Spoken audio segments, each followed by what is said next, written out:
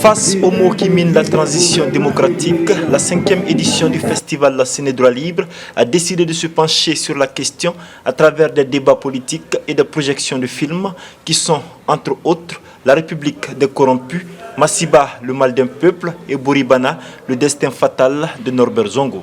On a reconduit toutes les autres innovations l'année dernière, comme l'espace enfant, comme le dialogue démocratique. Et donc les projections de débat restent toujours aussi l'élément clé de ce festival-là.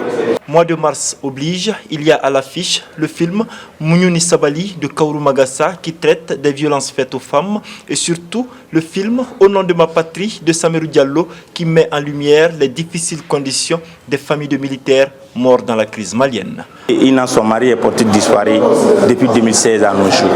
Pas de nouvelles, pas d'informations officielles de la part de l'armée. Dire que ton mari qui était dans l'armée est décédé et voici les conditions.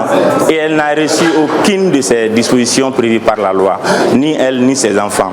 C'est aussi lancer l'appel à nos autorités. On est meilleur à voter les lois, mais qu'on ne soit pas toujours dernier dans la mise en œuvre de ces lois-là.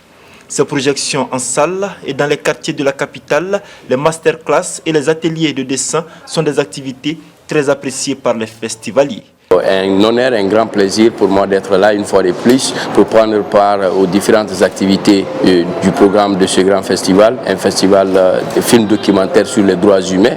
Renforcer la culture démocratique des peuples pour une démocratie réussie, voilà tout le sens de ce festival qui se tient en plus du Mali, au Burkina, en Côte d'Ivoire, au Sénégal et au Niger.